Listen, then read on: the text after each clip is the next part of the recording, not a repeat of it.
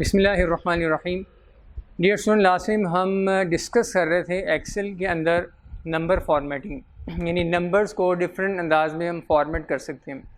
और इस फॉर्मेट करने का मतलब कलर्स वगैरह देना नहीं है, बल्कि इस फॉर्मेट का मतलब नंबर की अपीयरेंस को चेंज करना, उसमें कॉमास वगैरह ऐड करना, करेंसी साइन ऐड करना, परसेंटेज का साइन अप्लाई कर देना। तो ये डिफरेंट ऑप्शंस हमने इससे रेलिवेंट पढ़ी थी। आपके सामने मैं बुक का वो पेज ओपन करता हूँ जिसमें ये टॉपिक डिस्कस हुआ हुआ है। ये देखिएगा, पेज नंबर 99 और उसमें ये हेडिंग नंबर 1.6 है, फॉर्मेटिंग नंबर्स। नंबर्स को आपने कैसे फॉर्मेट करना है उसकी डिटेल्स यहाँ पे लिखी हुई हैं। Change the format of a number, अगर आपने नंबर के फॉर्मेट को यानी उसकी अपीयरेंस को चेंज करना है, उसमें कॉमास वगैरह या अदर सिंबल्स वगैरह ऐड करने हैं, तो उसके लिए क्या ऑप्शंस कहाँ पे अवेलेबल हैं। तो होम टैब के अंदर जो नंबर का ग्रुप है उसमें फॉर्मेट नंबर के नाम से जो ऑप्शन है उसको हमने यूज़ किया था। डिटेल इसकी जो हमने डिस्कस की हुई है, मैं आपको यहाँ से रिलेट करवा देता हूँ। ये देखिएगा, आपने किसी भी सेल में नंबर लिखा, उसका फॉर्मेट आपने चेंज करना है, तो ये नंबर फॉर्मेट, ये नंबर का ग्रुप, और उसमें इस वाले मेन्यू पे आके हम उसका फॉर्मेट चेंज कर सकते हैं। उसमें डिफरेंट तरह के फॉर्मेट्स अप्लाई कर सकते हैं। अब इस मेन्यू में जितनी ऑप्शन अवेलेबल थी वो यहाँ नीचे टेबल बना हुआ है। ये देखिएगा, सबसे पहले जनरल लिखा हुआ है। ये हमने डिस्कस किया कि किसी भी सेल का डिफ़ॉल्ट फॉर्मेट जो है वो जनरल होता है।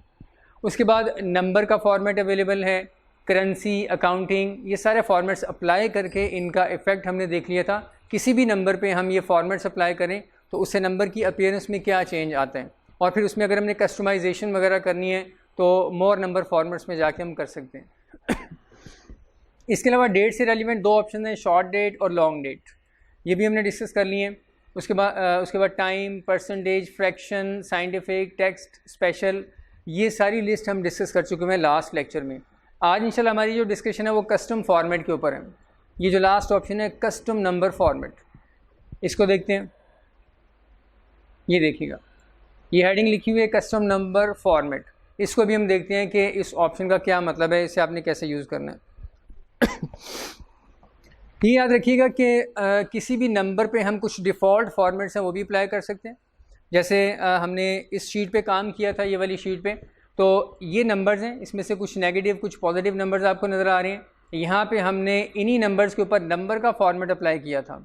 नंबर का फॉर्मेट अप्लाई किया तो नंबर्स की अपीयरेंस ये होगी जो आपके सामने आ रही है। फिर करेंसी का, अकाउंटिंग का फॉर्मेट अप्लाई किया, कॉमा का, तो ये डिफरेंट फॉर्मेट्स अप्लाई करके हमने इनकी अपीयरेंस देखी कि ये वाले फॉर्मेट्स अप्लाई करने से नंबर की अपीयरेंस में क्या चेंज आता है। लेकिन फ़र्ज़ करें आप नंबर्स की अपीयरेंस अपनी मर्ज़ी से चेंज करना चाह रहे हैं, आप अपना खुद से डिज़ाइन करना चाह रहे हैं कोई फॉर्मेट। हम चाहते हैं कि जो नंबर्स हमने लिखे हुए हैं उन नंबर्स के अंदर स्पेसिफिक पोजीशन पे हम कॉमास लगाएं, जिसे हम 1000 सेपरेटर कहते हैं, या फ़लाँ स्पेसिफिक करेंसी का साइन लगा दें, और जो है इसी तरीके से हम कुछ और भी कलर्स वगैरह भी देना चाह रहे हैं। तो अगर आप अपने नंबर को अपना सेट किया हुआ फॉर्मेट अप्लाई करना चाह रहे हैं अपना, तो उसे हम कहते हैं कस्टम फॉर्मेट। कस्टम फॉर्मेट यानी ख़ुद से डिज़ाइन किया हुआ। तो अब इसके लिए कुछ रूल्स हैं कि आपने एक लिस्ट ऑफ नंबर्स पे अपना बनाया हुआ फॉर्मेट अप्लाई करना है, तो वो कैसे करना है, उसके कुछ रूल्स हैं। वो रूल्स अभी हम देखेंगे। अभी यहाँ पे नोट्स में बुक में आते हैं वापस। ये देखिएगा, कस्टम नंबर फॉर्मेट यानी अपना बनाया हुआ फॉर्मेट, उसे हम कहते हैं custom number format. Custom number format, custom format allows you to customise a built in number format to create your own. यानी एक लिस्ट ऑफ नंबर्स हैं, उसमें हम उसकी अपीयरेंस को चेंज करना चाह रहे हैं, अपनी मर्ज़ी से उसमें एक करेंसी साइन ऐड करना चाह रहे हैं, और उसमें डेसिमल के बाद कुछ स्पेसिफिक डिजिट्स हम रखना चाह रहे हैं, 1000 सेपरेटर कॉमा भी ऐड करना चाह रहे हैं। इस तरीके से हम डिफरेंट तरह की चीज़ें, अब डिफरेंट तरह का फॉर्मेट जो है अपना सेट करना चाह रहे हैं नंबर्स के ऊपर अप्लाई करने के लिए। तो ये आप ख़ुद भी डिज़ाइन कर सकते हैं, ख़ुद भी डिज़ाइन कर सकते हैं। इसके कुछ रूल्स हैं। A number format can have up to 4 code section separated by semicolon. इसको भी हम डिस्कस करते हैं थोड़ी देर तक। ये जो नीचे लिखा हुआ है, यहाँ पे लिस्ट में आते हैं। ये नंबर्स हमारे पास यहाँ पे कुछ लिखे हुए हैं। इसमें अगर आप देखें कुछ पॉजिटिव नंबर्स हैं, कुछ नेगेटिव नंबर्स हैं, और मैं यहाँ पे फ़र्ज़ करें एक फिगर लिख देता हूँ यहाँ पे आके 0। ये अब इस लिस्ट के अंदर देखिएगा कुछ पॉजिटिव नंबर आ रहे हैं, कुछ नेगेटिव नंबर्स हैं, और कुछ 0 भी है, एक 0 भी है। तो फ़र्ज़ करें हमारी रिक्वायरमेंट ये है कि इसमें हम ये चाहते हैं कि इस लिस्ट के अंदर जो पॉजिटिव नंबर्स हैं उनकी अपीयरेंस से ख़ास तरीके से हो जाए, उसमें करेंसी साइन भी लग जाए, 1000 सेपरेटर भी आ जाए और कॉमिक यानी डेसिमल पॉइंट्स भी उसमें 2 आ जाएँ, और जो नेगेटिव नंबर्स हैं उनकी अपीयरेंस भी एक डिफरेंट अंदाज में हो, उनकी अपीयरेंस पॉजिटिव नंबर वाली ना हो बल्कि जो नेगेटिव नंबर्स हैं वो ब्रैकेट्स के अंदर आएँ। अब पॉजिटिव नंबर्स को आप कुछ और फॉर्मेट देना चाह रहे हैं, नेगेटिव नंबर्स को हम कुछ और फॉर्मेट देना चाह रहे हैं, उन्हें ब्रैकेट्स में लाना चाह रहे हैं, और इस डेटा के अंदर जो ज़ीरोज़ आ रहे हैं उससे हम चाहते हैं कि जिस सेल में ज़ीरो आ रहा है उसमें ज़ीरो की जगह पे डैश अपीयर हो जाए। तो इसका मतलब है ज़ीरो के लिए हम कुछ और फॉर्मेट डिज़ाइन करेंगे। तो पॉजिटिव नंबर्स के लिए एक तरह से फॉर्मेट आप अप्लाई करना चाह रहे हैं, नेगेटिव नंबर्स के लिए एक दूसरी तरह का फॉर्मेट अप्लाई करना चाह रहे हैं, और जो ज़ीरोज़ हैं उनके ऊपर आप एक तीसरी तरह का फॉर्मेट अप्लाई करना चाह रहे हैं। इसी तरीके से इस लिस्ट में फ़र्ज़ करें कुछ टेक्स्ट भी लिखी हुई है, कुछ नाम वगैरह लिखे हुए हैं, कुछ फ़ोन नंबर्स वगैरह से लिखे हुए हैं, तो नंबर्स भी हैं, टेक्स्ट भी है। तो टेक्स्ट के ऊपर आप किसी और तरह का फॉर्मेट अप्लाई करना चाह रहे हैं, तो आप सारी की सारी लिस्ट के ऊपर आके एक ही कोड डिज़ाइन करके अप्लाई कर देंगे। तो उससे क्या होगा, सारे के सारे नंबर्स की अपीयरेंस आपके सेट किए हुए कोड के मुताबिक हो जाएगी।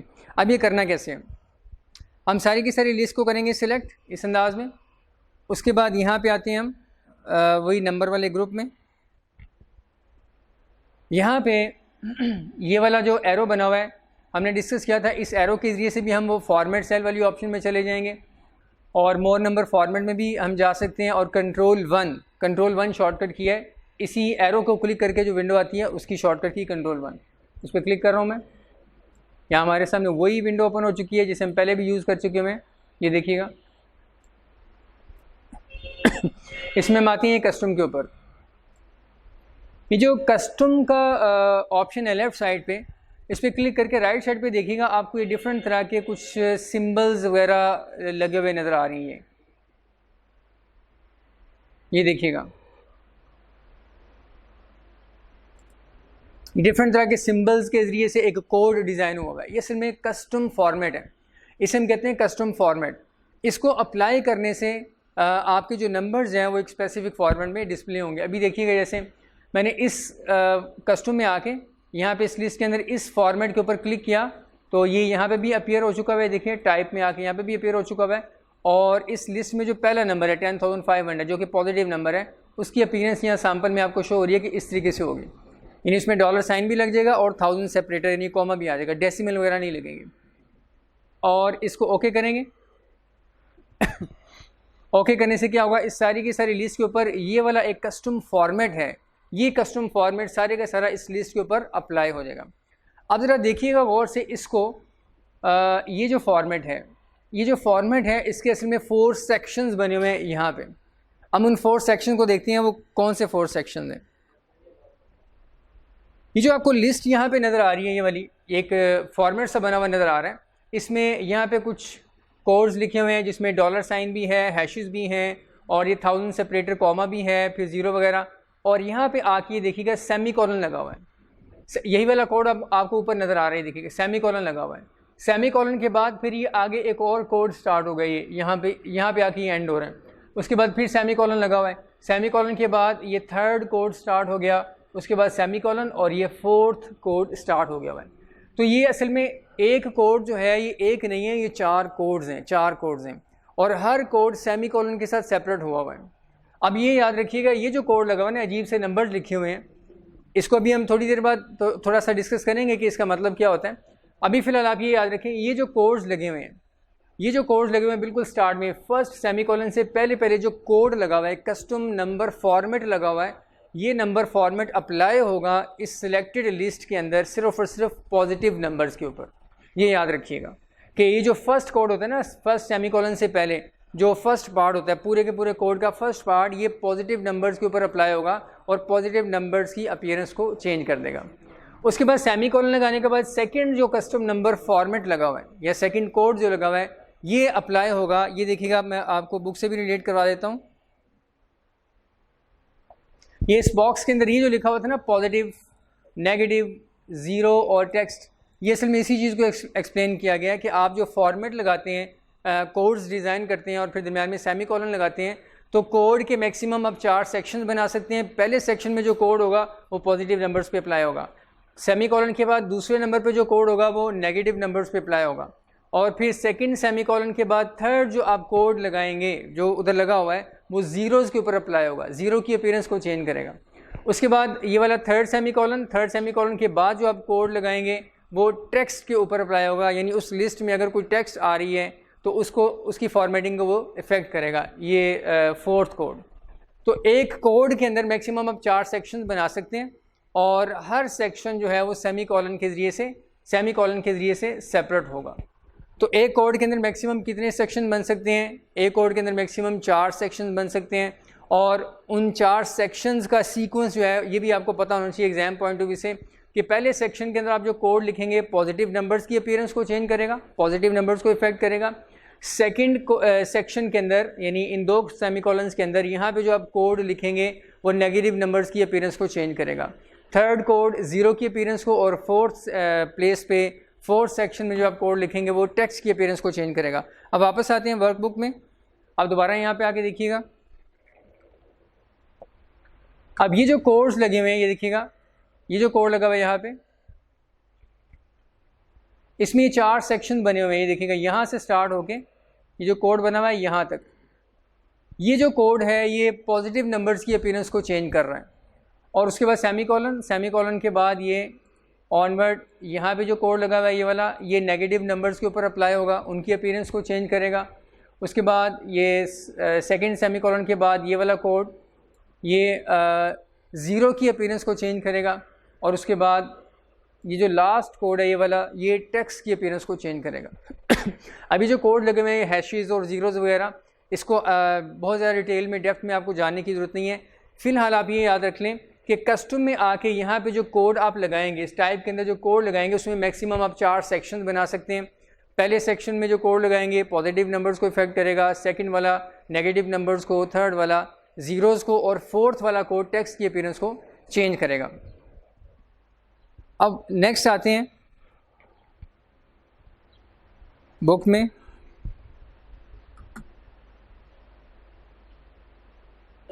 यहाँ पे कुछ रूल्स लिखे हुए हैं, नोट द फॉलोइंग रूल्स। ये देखिएगा, वो जो 4 सेक्शंस मैक्सिमम बना सकते हैं, अगर हम 4 ना बनाएं, 4 से कम भी बना सकते हैं, 3, 2 भी बना सकते हैं, तो उसके कुछ रूल्स हैं। ये देखिएगा, note the following rules. You do not have to include all code sections in your custom number format. वो कह रहा है कि आपने वहाँ जो कोड कस्टम में जाके ऊपर जो कोड डिज़ाइन करना है, ये पहले से जो बना हुआ कोड है उसको अगर यूज़ करना है तो उसमें ज़रूरी नहीं है कि आप 4 सेक्शंस लाजमी रखें, 4 से कम सेक्शन भी रख सकते हैं। ये पहली बात। If you specify 2 code sections, अगर हम सिर्फ और सिर्फ 2 कोड सेक्शन बनाएं, यानी एक कोड लिखें, सेमीकोलन लगाने के बाद दूसरा कोड लिख दें, 2 ही हमने सेक्शन बनाए हैं, तो उस वक्त क्या होगा? The first will be use for positive numbers and zeros. First जो आपने कोड लगाया होगा, यानी यूँ आपने एक कोड लिखा, ऐसे कोड लिख दिया, उसके बाद आपने सेमीकोलन लगा दिया, फिर आपने दूसरा कोड लिख दिया। तो यहाँ पे जो आपने कोड लगाया होगा, ये जो कोड है ये पॉजिटिव नंबर्स के ऊपर अप्लाई होगा और ज़ीरोज़ के ऊपर अप्लाई होगा। ये बात उसने यहाँ लिखी हुई है। उसके बाद the second for negative numbers, ये जो सेकेंड कोड होगा ये वाला, ये नेगेटिव नंबर्स के ऊपर अप्लाई होगा, नेगेटिव नंबर्स के ऊपर। और टेक्स्ट के ऊपर कोई भी कोड अप्लाई नहीं होगा। टेक्स्ट जैसे उस लिस्ट में लिखी हुई आ रही है वो वैसी रहेगी, उसकी अपीयरेंस चेंज नहीं होगी। Next, if you specify only 1 code section it is use for all sections. अगर आप नंबर फॉर्मेट में आके अपना जो नंबर डिज़ाइन करते हैं उसमें एक ही कोड लिखते हैं, कोई सेमीकोलन वगैरह आप नहीं लगाते, एक ही कोड डिज़ाइन कर देते हैं, वही हैशेस वगैरह और ज़ीरोज़ के कम्बिनेशन के साथ अजीब सा जो कोड आपको नज़र आ रहा था उस तरह का कोड आप एक ही डिज़ाइन करते हैं, और सेमीकोलन के बाद अगले सेक्शन वगैरह आप मेंशन नहीं करते, तो ये थर्ड लाइन में क्या लिखा हुआ है कि ये सारे के सारे सेक्शन पे अप्लाई होगा। क्या मतलब? ये पॉजिटिव नंबर्स की अपीयरेंस को भी इफेक्ट करेगा, नेगेटिव नंबर्स को भी इफेक्ट करेगा, ज़ीरोज़ को भी इफेक्ट करेगा, और टेक्स्ट की अपीयरेंस को भी इफेक्ट करेगा, ये सिंगल कोड। तो ये आपके सामने एक रूल आ गया कि अगर आप चार कोड्स मेंशन करेंगे सेमीकोलन से सेपरेट करके, तो उसके रूल्स हमारे सामने आ गए कि फर्स्ट जो सेक्शन है वो पॉजिटिव नंबर्स पे अप्लाई होगा, सेकंड नेगेटिव पे, थर्ड ज़ीरो पे, और फोर्थ सेक्शन में जो लिखा होगा वो टेक्स्ट की अपीयरेंस को चेंज करेगा।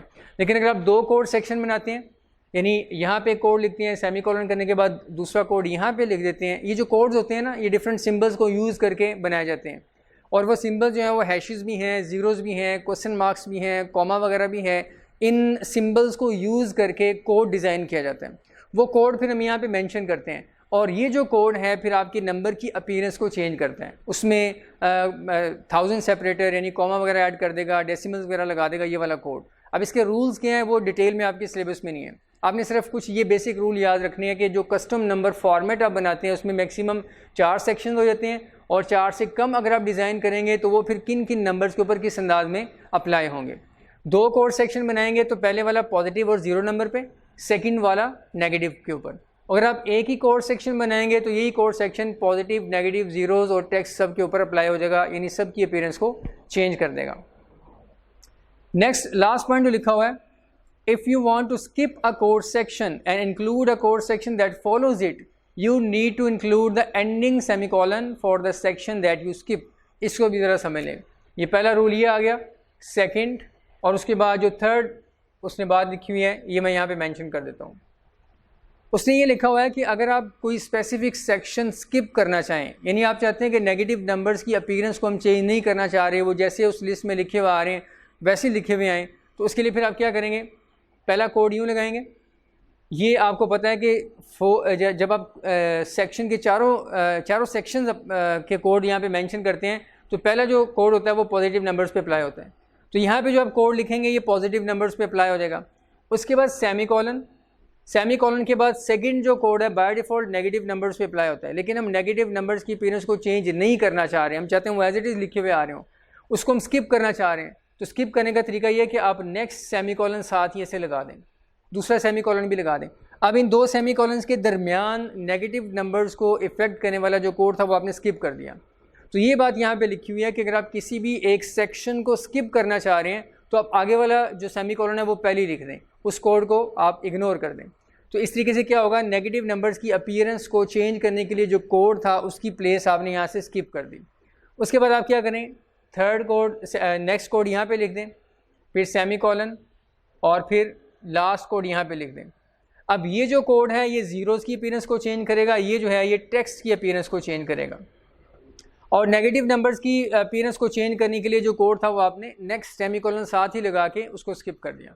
तो इस तरीके से आप क्या करेंगे, किसी भी स्पेसिफिक सेक्शन को आपने स्किप करना है तो आप उसको मेंशन ना करें, बल्कि उससे बाद वाला जो सेमीकोलन है वो पहले लगा दें। इस तरीके से किसी भी स्पेसिफिक सेक्शन को आप स्किप कर सकते हैं।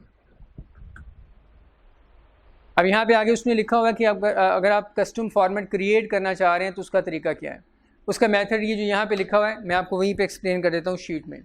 ये देखिएगा, यहाँ से हम लिस्ट, वो नंबर्स, वो लिस्ट, वो डाटा वगैरह हम सारा सेलेक्ट कर लेंगे जिसके ऊपर हमने अपना बनाया हुआ एक फॉर्मेट अप्लाई करना है। उसके बाद क्या करेंगे, यहाँ पे आके इस एरो पे क्लिक करेंगे और एरो पे क्लिक करने के बाद कस्टम में आ जाएंगे। कस्टम में आके यहाँ पे ये जो टाइप के नीचे बॉक्स है यहाँ पे हम वो कोड अपना मेंशन कर देंगे। कोड मेंशन करने के लिए हमें उसके डिटेल्ड रूल्स पता होने चाहिए कि आपने जो कोड बनाना है वो किस अंदाज में बनाना है, उसमें कौन कौन से सिंबल्स इस्तेमाल होते हैं, उन सिंबल्स का ऑब्जेक्टिव क्या है, कौन से सिंबल को कहाँ पे हम लिखें तो उसका क्या इफ़ेक्ट होगा। लेकिन ये इन डिटेल आपके सिलेबस का पार्ट नहीं है। आप बस इसके मतलब ये याद रख लें कि वो कोड आप यहाँ पे लगाएंगे, यहाँ पे ऐसे, और उन कोड्स के अंदर आप कौन कौन सी सिंबल्स यूज़ कर सकते हैं वो एक लिस्ट आपकी बुक में दी हुई है। उस लिस्ट को हम गो थ्रू करते हैं और देखते हैं कि हर सिंबल के मतलब उसने क्या डिटेल आपको बताई हुई है। ये देखिएगा नीचे पहले से कुछ कस्टम कोड्स पहले से ही अवेलेबल हैं। अगर आप ये अप्लाई करना चाहें तो ये भी कर सकते हैं। इसमें देखिएगा जैसे मैं इस पर क्लिक करता हूँ ये वाला, तो इसमें अगर आप देखें तो इसमें 2 ही कोड्स लगे हुए। ये देखिएगा ऊपर आके बॉक्स में इस कोड के अंदर यानी इस कस्टम नंबर फॉर्मेट के अंदर 2 ही सेक्शंस मेंशन्ड है। एक ही वाला सेक्शन है और उसके बाद सेमीकोलन के बाद ये दूसरा सेक्शन है। अब आप खुद अंदाज़ा लगा सकते हैं कि अगर हम 2 सेक्शंस मेंशन करेंगे, 2 यानी एक कोड लगाएंगे, सेमीकोलन करके बाद दूसरा कोड लगा देंगे, तो ये कोड किस तरीके से आपके बैक एंड पे सिलेक्ट किए हुए नंबर्स को इफेक्ट करेगा। ये देखिएगा ये वाला रूल अप्लाई होगा कि पहला जो कोड है पॉजिटिव और ज़ीरोज़ के ऊपर अप्लाई हो जाएगा, सेकंड जो कोड है वो नेगेटिव नंबर्स की अपीयरेंस को इफेक्ट करेगा और टेक्स्ट वगैरह जो अगर लिखी हुई है आपकी लिस्ट में तो वो इग्नोर हो जाएगी। इस तरीके से और भी कोड्स यहाँ पे मेंशन है। अगर आप आगे देखें नीचे ये देखिएगा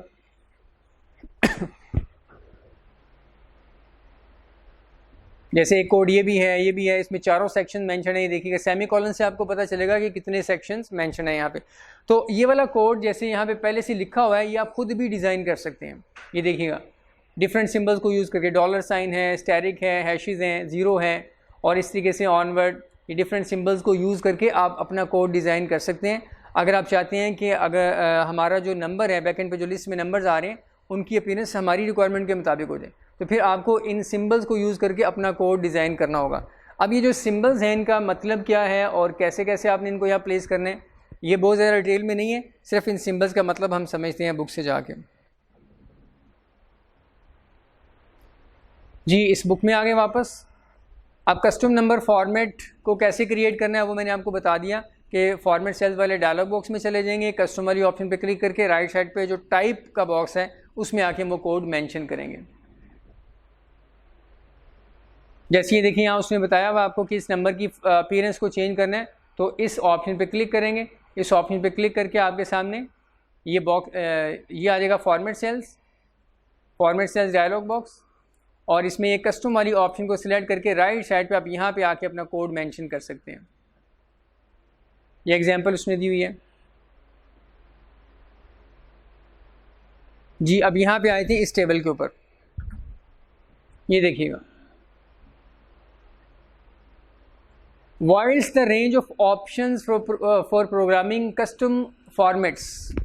जो कस्टम फॉर्मेट वहाँ पे बने हुए आपको नज़र आ रहे हैं, अजीब अजीब से सिंबल उसके अंदर लिखे हुए आपको नज़र आ रहे हैं, तो उसके मतलब उसने लिखा हुआ है कि अगर आपने प्रोग्रामिंग करनी है कस्टम फॉर्मेट्स की, प्रोग्रामिंग का क्या मतलब, यानी कस्टम फॉर्मेट आपने कोई डिज़ाइन करना है, बनाना है, तो is a broad the below table provides good overview of most common custom formats. कह रहा है कि एक ब्रॉड कैटेगरी है, ये एक बड़ा डिटेल्ड टॉपिक है, आपके सिलेबस का ये पार्ट नहीं है, लेकिन उसमें कुछ इंपॉर्टेंट सिंबल्स हैं जो उसमें इस्तेमाल हुई हैं उस कोड के अंदर, उसका मतलब यहाँ पे लिखा हुआ है।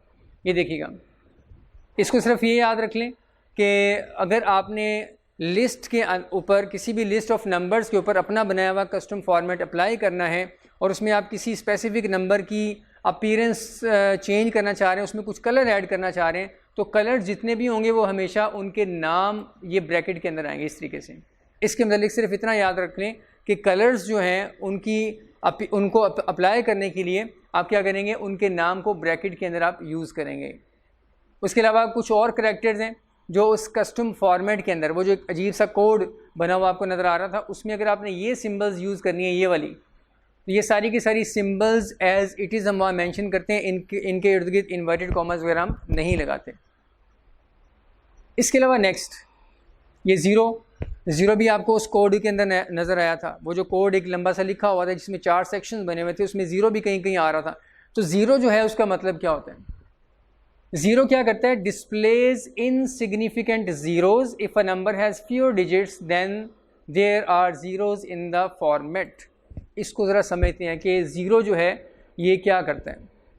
इसको स्क्रीन पे आते हैं अपना यहाँ पे एक्सेल की वर्कशीट में,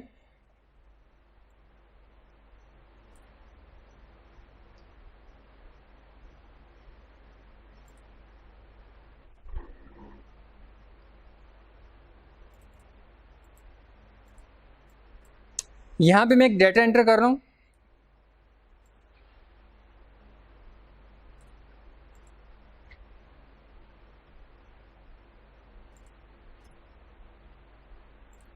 यहाँ पे एक मैं डेटा एंटर कर रहा हूँ, ये 5.4 आपके सामने मैंने लिखा हुआ है। यहाँ पे 5.4 की अपीयरेंस को हम चेंज करना चाह रहे हैं।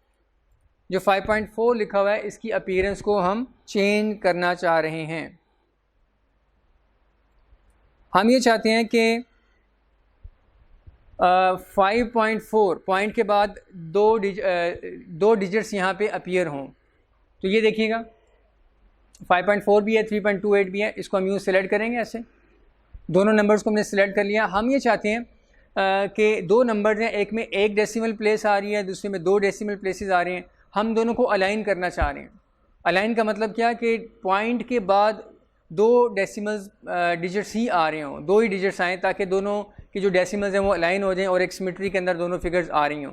तो इसके लिए हम ज़ीरो का जो नंबर है, ज़ीरो का जो नंबर कोड के अंदर इस्तेमाल करना है, उसका क्या इफ़ेक्ट होगा वो अभी हम देखते हैं। ये देखिएगा यहाँ पे आए इन दोनों नंबर्स की अपीयरेंस को हमने चेंज करना है। यहाँ पे हम डायलॉग बॉक्स में आएंगे फॉर्मेट सेल्स वाले, और यहाँ पे आके ये कस्टम नंबर फॉर्मेट, और यहाँ पे मैं एक कोड अप्लाई करूँगा।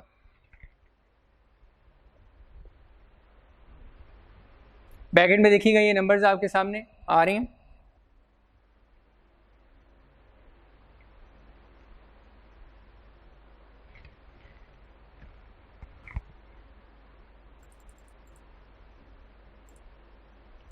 कस्टम नंबर फॉर्मेट में आ गए, और यहाँ पे देखिएगा 5.4 आपको लिखा हुआ ऊपर सैंपल में नज़र आ रहा है ये वाला। यहाँ पे मैं एक कोड लिखने लगा हूँ जिसमें मैं ज़ीरो को इस्तेमाल करूँगा। अभी मैं सिर्फ सिंगल कोड लिखूँगा, 4 सेक्शंस नहीं बनाऊँगा, सिर्फ एक ही सेक्शन बनाएंगे। 0.00 ये मैंने यहाँ पे एक कोड लिख दिया, कस्टम नंबर फॉर्मेट बना दिया मैंने। कस्टम नंबर फॉर्मेट का मतलब नंबर को जो फॉर्मेट असाइन करना है वो मैंने खुद से यहाँ पे डिज़ाइन कर दिया। 0.00। अब इसमें पॉइंट के लेफ़्ट साइड पे एक ज़ीरो है और पॉइंट के राइट साइड पे 2 ज़ीरो हैं। इस कोड का मतलब ये है कि हम एक्सेल को ये बता रहे हैं कि बैकएंड पे जो हमने नंबर सेलेक्ट किए हुए हैं उसमें पॉइंट के लेफ़्ट साइड पे कम से कम एक डिजिट आना चाहिए। ये जो ज़ीरो है ये एक डिजिट को रिप्रेजेंट कर रहा है कि पॉइंट के बाद कम से कम एक डिजिट आपने लाजमी शो करना है, और पॉइंट के बाद 2 डिजिट कम से कम आपने लाजमी शो करने हैं। अब ये जो हमने कोड डिज़ाइन किया जिसमें ज़ीरो को यूज़ किया है, इसको जब हम इन नंबर्स पे अप्लाई करेंगे तो एक्सेल क्या करेगा, इवेल्यूएट करेगा। वो ये देखेगा पॉइंट के बाद आपने यहाँ ज़ीरो मेंशन करके ये बता दिया हुआ है कि पॉइंट से पहले, यानी पॉइंट से पहले आपको एक डिजिट लाजमी शो करना है इन सिलेक्टेड सेल के अंदर, और पॉइंट के बाद 2 डिजिट शो करने हैं। एक्सेल क्या करेगा, इस पहली वाली वैल्यू को रीड करेगा और देखेगा पॉइंट के लेफ़्ट साइड पे एक डिजिट अवेलेबल है या नहीं है। तो पहले वाले सेल में तो अवेलेबल है, 5 लिखा हुआ है, तो वो क्या करेगा फिर 5 को एज इट इज़ इस सेल में शो कर देगा, यानी इस 5 को शो रहने देगा, इस सेल के अंदर शो करवा देगा। और पॉइंट के बाद यहाँ पे हमने कोड के अंदर मेंशन किया हुआ है पॉइंट के बाद 2 डिजिट हमने शो करवाने हैं सेल के अंदर। तो एक्सेल क्या करेगा, पॉइंट के बाद देखेगा कि 2 डिजिट्स अवेलेबल हैं या नहीं है। तो पॉइंट के बाद पहले वाली फिगर में चूँकि एक ही डिजिट अवेलेबल है, एक्सेल क्या करेगा, इस एक डिजिट को शो करवा देगा और दूसरे डिजिट की जगह पे ज़ीरो को प्लेस कर देगा, दूसरे डिजिट की जगह पे ज़ीरो को प्लेस कर देगा, यानी 5.4 जो है 5.40 बन जाएगा। इसकी अपीयरेंस जो है ना वो इस तरीके से चेंज कर देगा, यानी जिस जगह पे नंबर अवेलेबल है वहाँ तो number as it is show हो जाएगा, जिस जगह पे नंबर अवेलेबल नहीं है वहाँ पे ज़ीरो खुद जो है ना वो आ जाएगा उस प्लेस के ऊपर। तो ये देखिएगा 0.00, इसमें इस प्लेस पे भी यानी 0.00 हमने ये वाला कोड इसके ऊपर अप्लाई करना है। तो पहले वाले ज़ीरो की प्लेस पे 5 अवेलेबल है, उसके बाद सेकंड वाले ज़ीरो की प्लेस पे 4 अवेलेबल है, थर्ड वाले ज़ीरो की प्लेस पे कुछ भी अवेलेबल नहीं है, वहाँ ज़ीरो खुद हाजिर हो जाएगा, वहाँ ज़ीरो खुद अपने आप को प्रेजेंट कर देगा।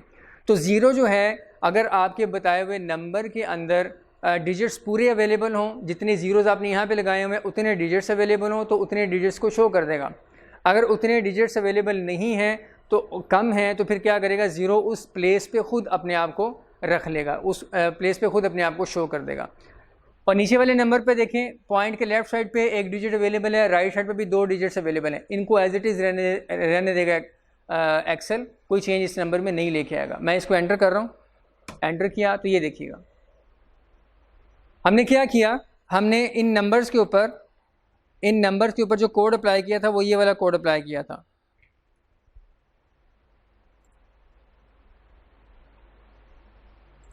ये देखिएगा हमने इन नंबर्स के ऊपर बैकएंड पे जाके कस्टम नंबर फॉर्मेट में ये वाला कोड अप्लाई किया है। इस कोड के ज़रिए से हम एक्सेल को इंस्ट्रक्ट कर रहे हैं कि हमें पॉइंट के लेफ़्ट साइड पे कम से कम एक डिजिट चाहिए। तो एक्सेल ने इवैल्यूएट किया, पॉइंट के लेफ़्ट साइड पे एक डिजिट अवेलेबल है, उसने इसको शो कर दिया। फिर हमने पॉइंट के राइट साइड पे 2 ज़ीरो लगा के एक्सेल को इंस्ट्रक्ट किया कि हमें पॉइंट के राइट साइड पे भी जो है वो 2 डिजिट्स चाहिए। तो एक्सेल ने क्या किया, इस ज़ीरो की जगह पे देखा कि कोई डिजिट अवेलेबल है, अवेलेबल था 4, उसने उसी को शो रहने दिया। और उसके फर्दर राइट साइड पे आके देखा इस ज़ीरो की जगह पे भी इस यहाँ पे कोई डिजिट अवेलेबल है, यहाँ पे अवेलेबल नहीं है, लिहाजा ज़ीरो खुद वहाँ पे हाजिर हो चुका हुआ है। लेकिन नीचे वाले नंबर में चूँकि पॉइंट के राइट साइड पे 2 नंबर्स अवेलेबल थे, इसलिए एक्सेल ने ज़ीरो को वहाँ पे अपीयर नहीं किया, वहाँ ज़रूरत ही नहीं है। तो इस तरीके से हम ज़ीरो को जो यूज़ करते हैं, ज़ीरो क्या करता है कस्टम नंबर फॉर्मेट में जाके जब हम ज़ीरो का कोड यूज़ करते हैं, यानी ज़ीरो को कोड में यूज़ करते हैं तो ज़ीरो इवेल्यूएट करेगा कि जिस जगह पे आपने ज़ीरो मेंशन किया हुआ है उस जगह पे ओरिजिनल नंबर में डिजिट मौजूद है तो उसी को शो करवा देगा, अदरवाइज़ खुद वहाँ पे अपीयर हो जाएगा। अब मैं इसी को फर्दर अप्लाई करता हूँ।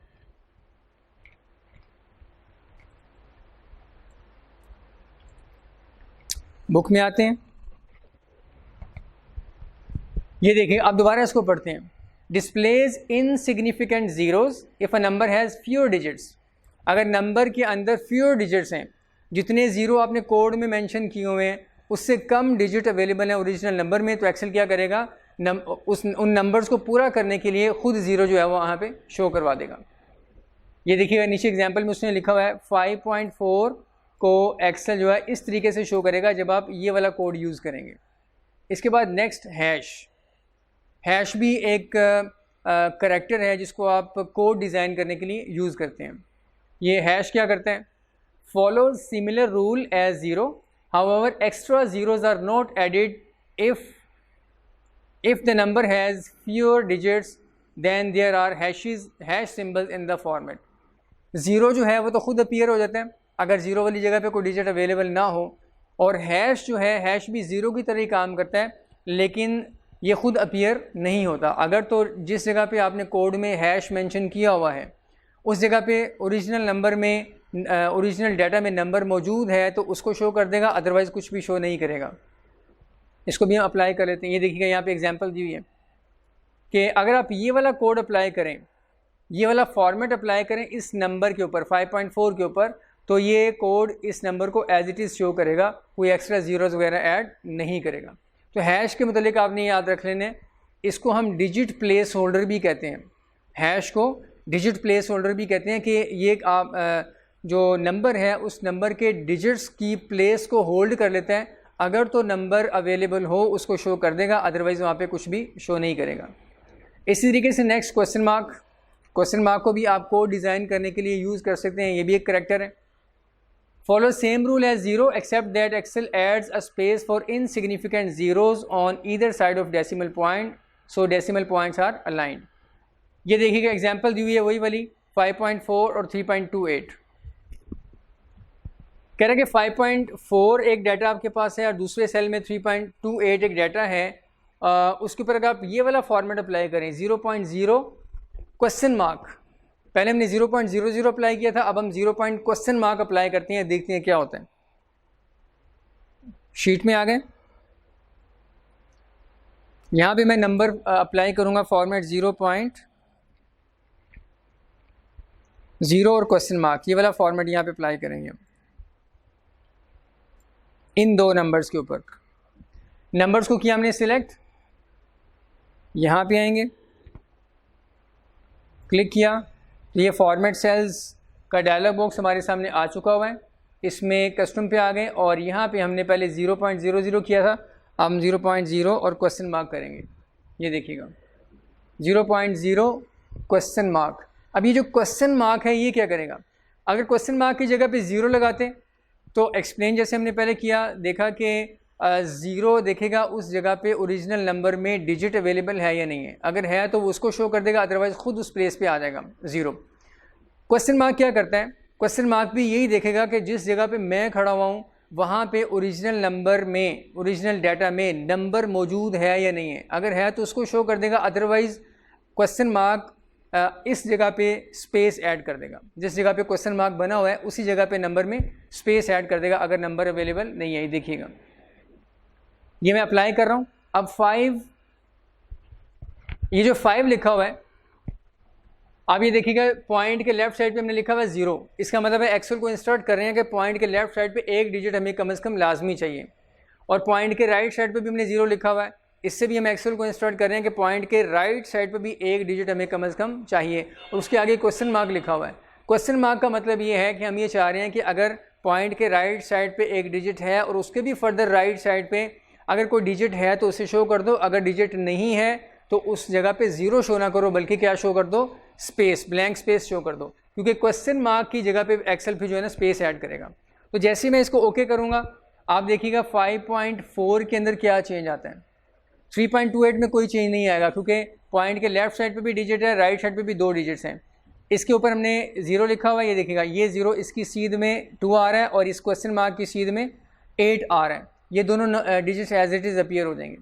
ओके किया, ये देखिएगा 5.4 को एक्सेल ने क्या किया, 5.4 को थोड़ा इधर कर दिया और यहाँ पे उसने एक स्पेस ऐड कर दी है। क्वेश्चन मार्क की जगह पे पीछे जाके हमने कोड जो लगाया, उस कोड में जहाँ पे हमने क्वेश्चन मार्क लिखा हुआ था, क्वेश्चन मार्क की जगह पे एक्सेल ने क्या किया, ऊपर वाले नंबर में एक स्पेस ऐड कर दिया है। ये देखिएगा इस 0 की जगह पे 5 अवेलेबल था, एक्सेल ने 5 को ही शो कर दिया। इस 0 की जगह पे 4 अवेलेबल था, 4 ही शो कर दिया। इस क्वेश्चन मार्क की जगह पे कुछ भी अवेलेबल नहीं था, एक्सेल ने क्या कर दिया, वहाँ पे एक स्पेस ऐड कर दिया। अगर यहाँ पे भी 0 होता, यहाँ पे भी 0 होता, तो एक्सेल ने उस 0 को यहाँ पे अपीयर करवा देना था। यानी जो हम बैकएंड पे जाके कोड डिज़ाइन करते हैं, फिर दोबारा सुन लें कि अगर हम 0 का नंबर यूज़ करें, 0 का डिजिट यूज़ करें, तो वो इवेल्यूएट करेगा जिस जगह पे मैं खड़ा हूँ इस जगह पे नंबर के अंदर, इस जगह पे डाटा के अंदर कोई नंबर अवेलेबल है या नहीं है। अगर नंबर अवेलेबल है उसको शो कर देगा, नंबर नहीं है तो खुद वहाँ पे अपीयर हो जाएगा। क्वेश्चन मार्क क्या करता है, क्वेश्चन मार्क भी यही चीज़ देखता है कि जिस जगह पे मैं खड़ा हूँ ओरिजिनल डाटा में उस जगह पे नंबर अवेलेबल है कि नहीं है। अगर है तो उसको शो कर देगा, अदरवाइज़ वहाँ पे ब्लैंक स्पेस ऐड कर देगा। तो ये बेटा कुछ चीज़ें बेसिक की हद तक आपने सिर्फ याद रखनी है। इसमें बहुत ज़्यादा टेक्निकलिटीज़ में आपको जाने की ज़रूरत नहीं है, कोड कैसे डिज़ाइन होते हैं, क्योंकि ये एक टेक्निकल काम है। आपके सिलेबस में कोड डिज़ाइन करना नहीं है, ये बात याद रखिएगा। कोड डिज़ाइन करना आपके सिलेबस में नहीं है। सिर्फ 0 का इफेक्ट क्या होता है, हैश का इफेक्ट क्या होता है, क्वेश्चन मार्क का इफेक्ट क्या होता है, बुक में जो टेबल बना हुआ है उसमें जो डिटेल्स हैं, बस एज इट इज़ उसको आप उतना याद कर लें। एग्जाम पॉइंट ऑफ व्यू से मोर देन एनफ है। इसमें क्वेश्चन इस एरिया के जो है ना वो किस अंदाज में आते हैं वो थोड़ा हम डिस्कस कर लेते हैं।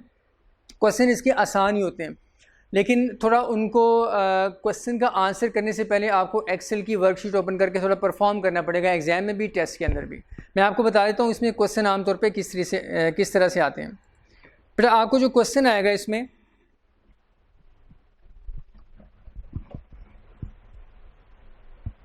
क्वेश्चन में आपको आम तौर पे एक नंबर बताया जाता है। क्वेश्चन में आपको बताया जाएगा कि ये एक नंबर है, मिसाल के तौर पर 1 2 3 4 5, ये एक नंबर है। इस नंबर के ऊपर अगर हम ये वाला कोड फर्ज करें 0.00 हैश, ये वाला हम जो है हैश इस तरीके से ये वाला कोड अप्लाई करें। क्वेश्चन बिल्कुल इसी स्टाइल से आमतौर पे आता है कि ये एक नंबर है, इस नंबर के ऊपर ये वाला अगर हम कस्टम नंबर फॉर्मेट या कोड अप्लाई करें तो बताएं इस नंबर की अपीयरेंस क्या हो जाएगी। नीचे 4 ऑप्शन होंगी। चारों ऑप्शन के अंदर आपको इस नंबर को डिफरेंट अंदाज में अपीयर करके कॉमा वगैरह लगा के या डेसिमल्स वगैरह लगा के दिखाया होगा। इस तरीके से आपने अब इवैल्यूएट करना है कि इस नंबर के ऊपर ये वाला कोड अप्लाई करें तो इन 4 में से कौन सी ऑप्शन ठीक बनती है। तो इसका तरीका क्या है, आपने हमेशा जब भी ऐसा क्वेश्चन आ जाए, आपने जिस नंबर को क्वेश्चन में बताया गया वो नंबर आपने एक्सेल की शीट ब्लैंक शीट ओपन कर लेनी है, उसमें वो नंबर लिख लेना है। जैसे 1 2 3 4 5 यहाँ पे हमने ये लिख लिया, ऐसे ये नंबर लिख लेना। उसके बाद आपने क्या करना है, ये वाला कोड इस सेल के ऊपर अप्लाई करना है। और अप्लाई करने का तरीका, आप सेल को सिलेक्ट कर लेंगे और वहीं पे आएंगे ये कस्टम नंबर वाले ग्रुप में एरो के ऊपर क्लिक किया, ये देखिएगा यहाँ पे आके कस्टम में आ गए और कस्टम में यहाँ पे आके आपने ये वाला कोड अप्लाई कर देना है। ये वाला कोड आप यहाँ पे आके अप्लाई कर देंगे। अप्लाई जैसे ही आप लिखेंगे यहाँ पे पूरा कोड, तो यहाँ सैम्पल में आपको रिजल्ट नज़र आ जाएगा। ऊपर सैम्पल के नीचे आपको रिजल्ट लिखा हुआ नज़र आ जाएगा। वो जो रिजल्ट है वो आप देख लीजिएगा 4 ऑप्शन में से कौन सा बनता है। तो मैं यहाँ कोड अप्लाई कर रहा हूँ 0.00 और फिर उसके बाद हैश 0.00 हैश ये मैंने यहाँ पे कोड अप्लाई कर दिया।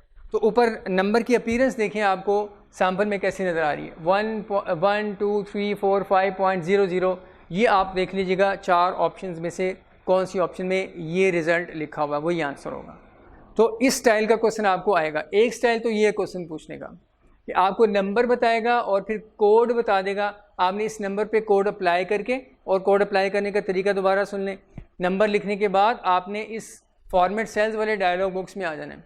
फॉर्मेट सेल्स वाला डायलॉग बॉक्स कैसे आता है, इसके लिए आप नंबर वाला ग्रुप, उसके राइट साइड पे राइट लोअर कॉर्नर पे एरो, इस पर क्लिक कर दें। दूसरा तरीका, सेल के ऊपर ये राइट क्लिक कर दें और राइट क्लिक करके देखिएगा यहाँ पे आके ये फॉर्मेट सेल्स की ऑप्शन है, इस पर क्लिक कर दें, तब भी आप उस डायलॉग बॉक्स में आ जाएंगे। ये देखिएगा क्लिक किया और यहाँ पे आके कस्टम में और टाइप के नीचे यहाँ पे आप कोड अप्लाई कर देंगे। इसी डायलॉग बॉक्स को ओपन करने का तीसरा तरीका पहले भी बताया, कंट्रोल सेल को सिलेक्ट कर लें पहले और उसके बाद कंट्रोल 1 प्रेस कर दें। कंट्रोल के साथ 1 आपने जो टाइप करना है प्रेस करना है वो F1 के नीचे फंक्शन कीज़ के नीचे जो लिखा होगा वो यूज़ करना है आपने, न्यूमेरिक कीपैड वाला यूज़ नहीं करना। और उसके बाद कस्टम में आके आप यहाँ पे जो फॉर्मेट आपको दिया हुआ ये कोड वो आप यहाँ पे टाइप करेंगे, ऊपर सैम्पल के नीचे आपको रिजल्ट मिल जाएगा, वही आंसर होगा। एक स्टाइल तो ये है क्वेश्चन पूछने का एग्जामिनर का इस एरिया से रेलिवेंट। दूसरा स्टाइल ज़रा सुन लें। दूसरा स्टाइल ये होगा कि आपको बताएगा कि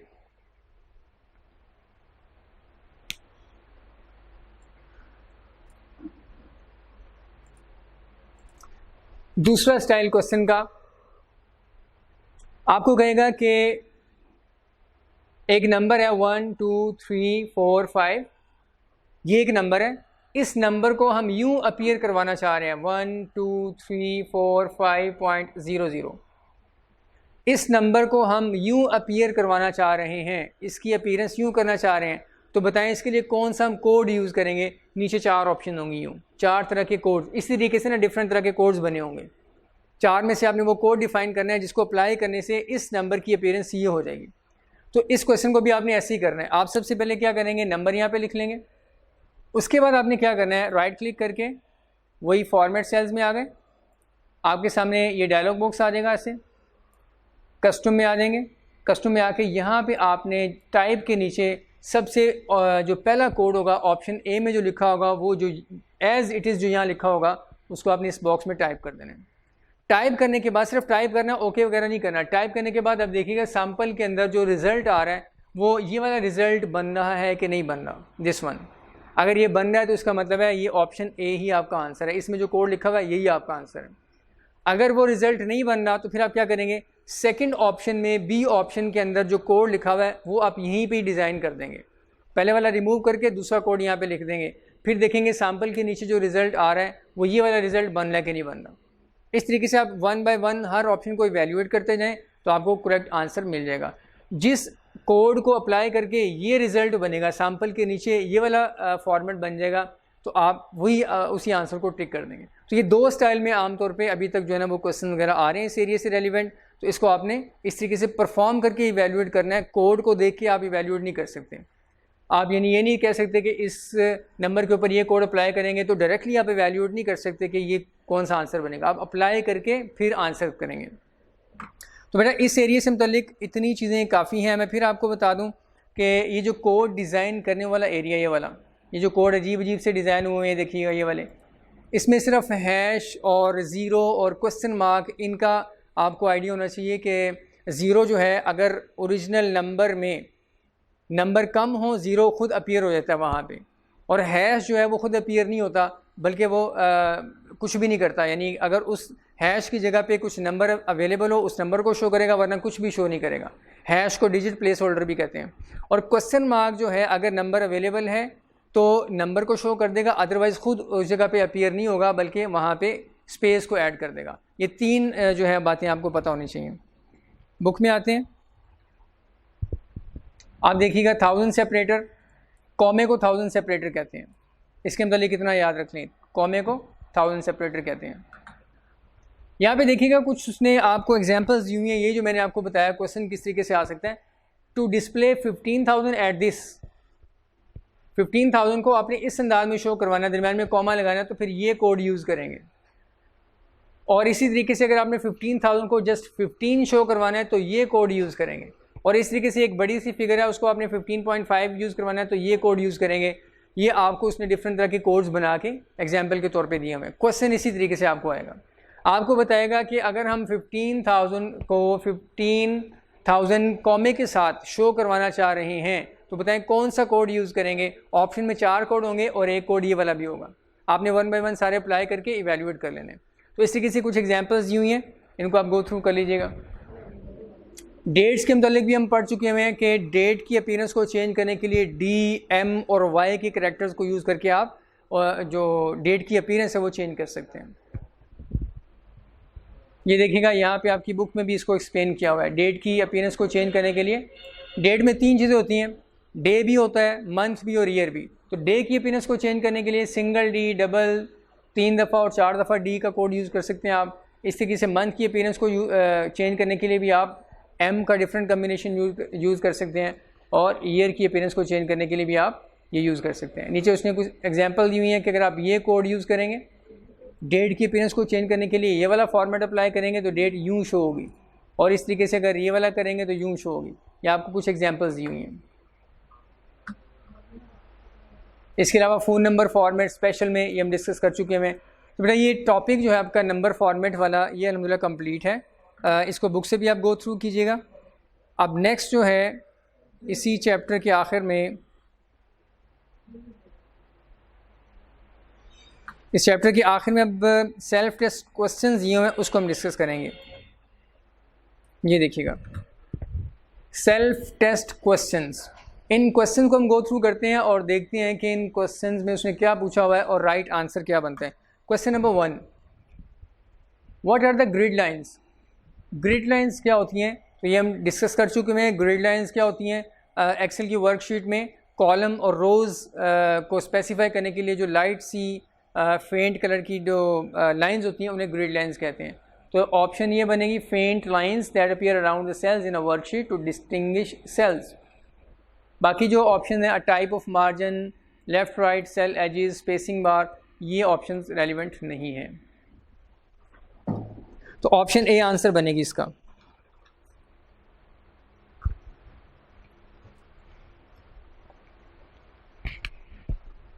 second question, what is the allowable character range for column width. Column की विड्थ को चेंज करने के लिए मैक्सिमम, मिनिमम, मैक्सिमम कितना नंबर आप सेट कर सकते हैं उसकी विड्थ के लिए। तो ये भी हमने पढ़ा नोट्स में भी, नोट्स से इसको गो थ्रू किया था, वहाँ पे भी ये रेंज लिखी हुई है। अगर आप इस क्वेश्चन को परफॉर्म करना चाहें तो इसको हम परफॉर्म भी कर सकते हैं। एक्सेल की वर्कशीट में आएंगे, किसी भी कॉलम के किसी भी सेल पे आप क्लिक कर लें। जैसे फ़र्ज़ करें कॉलम सी है, इसके किसी भी सेल पे क्लिक कर लिया, उसके बाद ये फॉर्मेट में आएंगे। फॉर्मेट में आके ये कॉलम विड्थ, और कॉलम विड्थ में यहाँ पे मैं एक जो है नंबर 99 नंबर, एक बड़ी फिगर अपनी तरफ से ऐड करके ओके कर रहा हूँ। ये आपको मैसेज आएगा, column width must be between 0 and 255 characters. अब आंसर देख लीजिएगा, आंसर में क्या आंसर बनेगा, 0 to 255, ये आंसर बनेगा बी। इस तरीके से आपसे पूछ रहा है what is the allowable point range of row height. Row की हाइट के लिए मिनिमम मैक्सिमम क्या नंबर्स अवेलेबल हैं, तो वो भी आप किसी भी रो के सेल पे क्लिक कर लें और उसके बाद रो हाइट वाले बॉक्स में जाके आप एक मैक्सिमम फिगर 999 जो है ना वो ऐड करें, ओके करें, आपको मैसेज मिल जाएगा। आप आंसर आइडेंटिफाई कर सकते हैं। इसका आंसर ये बनेगा 0 to 409। सो मैं परफॉर्म भी आपके सामने कर ही देता हूँ। ये देखिएगा रो नंबर 5 है, फ़र्ज़ करें इसकी हाइट हम चेंज करना चाह रहे हैं, फॉर्मेट में आ गए और ये रो हाइट, उस पर क्लिक किया, यहाँ पे जो बॉक्स हमारे सामने आ गया, इसमें एक बड़ी सी फिगर ऐड करके ओके किया मैंने, तो ये देखिएगा मैसेज आ गया आपको 0 से 409 तक आप इसमें मैक्सिमम नंबर ऐड कर सकते हैं। Next question, which of the following is not correct regarding hide worksheet facility. Worksheet को हाइड करने से रेलिवेंट कौन सी स्टेटमेंट करेक्ट नहीं है, इनकरेक्ट है, वो आपने बतानी है, नॉट करेक्ट। तो पहली option, the hide feature creates, अच्छा ये बात याद रखें कि वर्कशीट को हाइड करने की बात हो रही है, वर्कशीट को, कॉलम या रोज़ को नहीं, वर्कशीट को, यानी एक वर्कबुक है पूरी, एक्सेल की फाइल है, उसमें डिफरेंट शीट्स हैं, शीट 1, 2, 3 वगैरह, उसमें से आपने किसी एक शीट को हाइड करना है या एक से ज़्यादा को हाइड करना है, तो उससे मुतालिक आपने बताना है ये जो स्टेटमेंट्स लिखी हुई हैं कौन सी बात ठीक नहीं है। The hide feature creates worksheets in a large workbook. एक लार्ज वर्कबुक है, उसमें हाइड वर्कशीट वाला फीचर यूज़ करके क्या कोई नई वर्कशीट्स आप क्रिएट करते हैं? ऑब्वियसली ये बात तो ठीक नहीं है, क्रिएट तो नहीं हो रही होती, बल्कि उससे क्या होता है आपकी कुछ स्पेसिफिक वर्कशीट्स जिसको आप हाइड करना चाहें वो इनविजिबल हो जाती हैं, इनविजिबल हो जाती हैं, क्रिएट करने वाला काम नहीं होता। ये पहली वाली स्टेटमेंट ठीक नहीं है, लेकिन आगे भी चलते हैं ज़रा। उसने जो स्टेटमेंट ठीक नहीं है वही पूछी हुई है। एक तो ये बात आ गई कि पहले वाली स्टेटमेंट ठीक नहीं है। The hide feature is useful in managing large and complex workbooks, तो ये बात ठीक है। हाइड वर्कबुक फीचर जो है, हाइड यानी वर्कशीट फीचर लार्ज वर्कबुक्स जिसमें बहुत ज़्यादा शीट्स आपने ओपन की हुई हैं, ऐड की हुई हैं, उसमें डिफरेंट तरह का डाटा है, तो आप इररेलेवेंट शीट्स जिन पे अभी आप काम नहीं कर रहे उसको थोड़ी देर के लिए हाइड कर दें, ताकि स्पेसिफिक शीट्स जिन पे आपको काम करने की ज़रूरत है वो आपके सामने रहें, आप आसानी से एक से दूसरे की तरफ मूव कर सकें, तो मैनेज करना ज़रा आसान हो जाता है। The hide feature raises worksheets from large workbook, workbook में से क्या वर्कशीट इरेज हो जाती है, रिमूव हो जाती है, ख़त्म हो जाती है हाइड करने से? तो ऑब्वियसली ये बात भी ठीक नहीं है। इरेज नहीं होती बल्कि इनविजिबल होती है, मौजूद रहती है वहाँ पे लेकिन नज़र नहीं आ रही होती, तो इरेज वाली ऑप्शन भी ठीक नहीं है। तो option statement A, statement C, ये दोनों इनकरेक्ट हैं।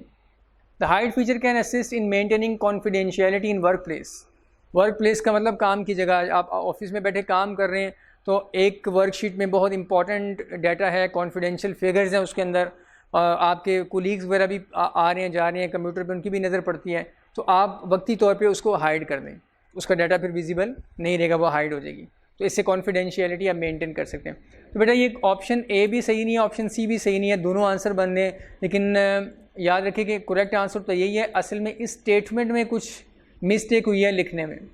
ये जो स्टेटमेंट ए है, ये स्टेटमेंट ए भी ठीक नहीं है, लेकिन इसको मेंशन करने में जो कंपोज़र है उससे गालिबन कोई मिस्टेक हुई है, इसलिए ये स्टेटमेंट भी ठीक नहीं है, लेकिन आंसर में बैकेंड पे ये वाला आंसर लिखा हुआ, आप इसी को कंसिडर कर लें। और ये भी याद रखें ऑप्शन ए में जो बात लिखी हुई है ये भी ठीक नहीं है, यानी इस क्वेश्चन को सिर्फ अंडरस्टैंड करने की हद तक आप समझ लें, बाकी क्वेश्चन में थोड़ी मिस्टेक है स्टेटमेंट ए में। In MS Excel the keyboard shortcut to insert current date insert करने की शॉर्टकट कंट्रोल सेमीकोलन, नोट्स में लिखा हुआ, डिटेल से पढ़ भी चुके हैं। To emphasise certain entries and make Microsoft Excel worksheet easier to read and understand, Excel की एक वर्कशीट है, उसमें कुछ स्पेसिफिक डाटा एंट्रीज़ हैं, उनको आप क्या करना चाह रहे हैं, प्रोमिनेंट करना चाह रहे हैं। टू एम्फेसाइज का मतलब होता है ज़ोर देना, यानी किसी चीज़ को प्रोमिनेंट करना, तो उसके लिए आपसे पूछता है कुछ स्पेसिफिक एंट्रीज़ को, डाटा वगैरह को आप एम्फेसाइज करना चाह रहे हैं, उसकी इंपॉर्टेंस को शो करना चाह रहे हैं, उससे ज़्यादा प्रोमिनेंट करना चाह रहे हैं, तो उसके लिए आप क्या करेंगे, उसके लिए ऑब्वियसली फिर आप क्या करेंगे, फॉर्मेट कर देंगे, फॉर्मेट करके उसका कलर चेंज कर देंगे, उसको बोल्ड कर देंगे या उसके इर्द गिर्द बॉर्डर वगैरह लगा देंगे, तो ये फॉर्मेटिंग करके आप प्रोमिनेंट कर सकते हैं, उसको आप एम्फेसाइज कर सकते हैं। To enter a number as text in Microsoft Excel start the entry, ये एक बात उसने आपसे जो पूछी हुई है, आप किसी भी सेल में नंबर लिखना चाह रहे हैं लेकिन आप ये चाहते हैं एक्सेल उसको नंबर कंसीडर ना करे बल्कि टेक्स्ट कंसीडर करें, तो आप उस नंबर को लिखने से पहले क्या चीज़ मेंशन करेंगे, किस करैक्टर से आप उसे स्टार्ट करेंगे। ये नीचे डिफरेंट चीज़ें लिखी हुई हैं।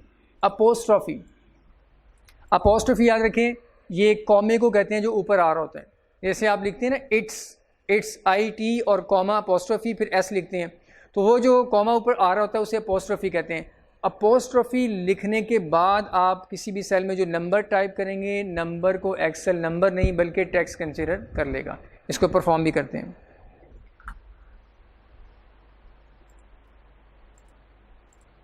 ये देखिएगा यहाँ पे इस सेल में आपको पता है कि नंबर टाइप करें तो राइट साइड पे आता है, टेक्स्ट टाइप करें तो लेफ्ट साइड पे आती है, तो यहाँ पे मैं पहले अपोस्ट्रॉफी लिखूँगा, ये अपोस्ट्रॉफी एक कॉमा से लग गया, उसके बाद मैं लिख रहा हूँ 100, उसके बाद एंटर किया, तो आप देखें एक्सेल ने इसको टेक्स्ट कंसिडर किया है, लेफ़्ट अलाइन कर दिया, लेफ़्ट साइड पे रखा है। तो किसी भी नंबर को आप टेक्स्ट कंसिडर करवाना चाह रहे हैं तो उसके लिए अपोस्ट्रॉफी हम यूज़ करते हैं। हाइफन वगैरह वो जो डैश होता है, प्लस का साइन, इन्वर्टेड कॉमास वगैरह, ये इस्तेमाल नहीं होते। अच्छा ये बात याद रखें, अपोस्ट्रॉफी को यूज़ करने का क्या फ़ायदा है, ये देखिएगा। अपोस्ट्रॉफी का फ़ायदा ये है कि आप अपोस्ट्रॉफी लिखें, उसके बाद नंबर लिखने के बाद एंटर कर दें, तो ये अपोस्ट्रॉफी है, यानी जो कॉमा ये खुद सेल में नज़र नहीं आता, सिर्फ नंबर ही शो होगा, बाकी जो अदर साइंस हैं वो खुद भी नज़र आती हैं, आपका डाटा ख़राब हो जाता है। आपने 100 शो करना है और चाहते हैं एक्सेल उसको नंबर नहीं बल्कि टेक्स्ट कंसिडर करे, तो अपोस्ट्रॉफी लगा के 100 लिख के एंटर कर दें, अपोस्ट्रॉफी खुद नज़र नहीं आएगा सेल में, सिर्फ नंबर नज़र आएगा। इसके अलावा कोई और साइन आप लिख दें, प्लस का साइन है या हाइफन वगैरह है, वो आप लिखेंगे तो नंबर टेक्स्ट ही रिकॉग्नाइज होगा, लेकिन वो अपोस्ट्रोफी हाइफन वगैरह खुद भी शो हो रहे होंगे। तो इसलिए प्रैक्टिकल लाइफ के अंदर अगर आपने किसी नंबर को टेक्स्ट शो करवाना है तो अपोस्ट्रोफी यूज़ की जाती है। लेकिन याद रखें अपोस्ट्रोफी आपको फॉर्मूला बार में नज़र आएगी, सेल में नज़र नहीं आएगी। ये देखिएगा फॉर्मूला बार में आपको ये नज़र आ रही है, ये साथ, और सेल में आपको नज़र नहीं आएगी। और साथ ही एक मार्क सा बना हुआ आ गया, टैग सा, इसके ऊपर माउस लाएंगे तो एक्सेल आपको मैसेज दे रहा है कि this the number in this cell is formatted as text, कि आपने नंबर जो लिखा है एक्सेल ने उसे फ़िलहाल टेक्स्ट कंसिडर कर लिया हुआ है और प्रीसीडेड बाय एन अपोस्ट्रोफी। तो आप इस पर क्लिक करके कन्वर्ट टू नंबर भी कर सकते हैं और इग्नोर भी कर सकते हैं। इग्नोर करेंगे तो फिर ये मैसेज ख़त्म हो जाएगा। ये देखिएगा इस सेल में सिर्फ 100 लिखा हुआ नज़र आ रहा है, अपोस्ट्रोफी नज़र नहीं आ रही। अपोस्ट्रोफी आपको सिर्फ फॉर्मूला बार में नज़र आ रही है। नेक्स्ट क्वेश्चन की तरफ आते हैं। Question number 8, the range of Excel cells receiving a copy of data. आपने एक जगह से डाटा कॉपी किया, दूसरी जगह जाके आपने पेस्ट करना है। जिस जगह से कॉपी करते हैं उसे हम क्या कहते हैं, सोर्स एरिया या सोर्स सेल। जहाँ पेस्ट करते हैं उसे हम डेस्टिनेशन कहते हैं। तो यही इस क्वेश्चन में पूछा गया कि एक्सेल का वो एरिया जो डाटा को रिसीव कर रहा हो, रिसीव करने वाला एरिया आपका डेस्टिनेशन कहलाता है। इसमें आंसर क्या बनेगा, B. Which keyboard key is use to display key tip badge in Microsoft Excel. ये बड़ी यूजफुल एक ऑप्शन है। कौन सी ऐसी की है जिसके ज़रिए से की टिप बैज एक्सेल के अंदर शो हो जाएगा। तो की टिप बैज किसे कहते हैं, इसको देखते हैं। ये एक्सेल की वर्कशीट में आ गए हम। तो पहले देखिए ऊपर जो रिबन बना हुआ है, रिबन की ऑप्शंस को यूज़ करने के लिए, डिफरेंट टैब्स को एक्टिव करने के लिए हमें उस पर क्लिक करना पड़ता है। क्लिक करके फिर उसकी सारी ऑप्शन आ जाएंगी, उसमें किसी भी ऑप्शन को यूज़ करने के लिए उस पर हम क्लिक करेंगे। तो अब ये काम आप माउस की बजाय आप शॉर्टकट की से भी कर सकते हैं। एक की है जिसको प्रेस करने से सारी की सारी टैब्स जो हैं ऊपर जो टैब्स बनी हुई हैं उनके ऊपर एक एक करैक्टर लिखा हुआ आ जाएगा। किसी के ऊपर एच लिखा हुआ आ जाएगा, किसी के ऊपर कुछ और लिखा हुआ आ जाएगा। तो आप देखिएगा हर टैब के ऊपर और क्विक एक्सेस टूल बार की ऑप्शंस के ऊपर भी डिफरेंट तरह के करैक्टर्स लिखे हुए आ जाएंगे। अब यही पूछा जा रहा है कि वो कौन सी ऐसी की है जिसको प्रेस करने से ये रिबन के ऊपर सारी ऑप्शन के ऊपर डिफरेंट करैक्टर्स लिखे हुए आ जाते हैं। तो वो ऑल्ट की है। अभी देखिएगा मैं ऑल्ट की प्रेस करके छोड़ दूंगा तो ऊपर होम टैब के अंदर आपको एक इफेक्ट इसका नज़र आएगा। ये ऑल्ट की मैंने प्रेस की और छोड़ दी।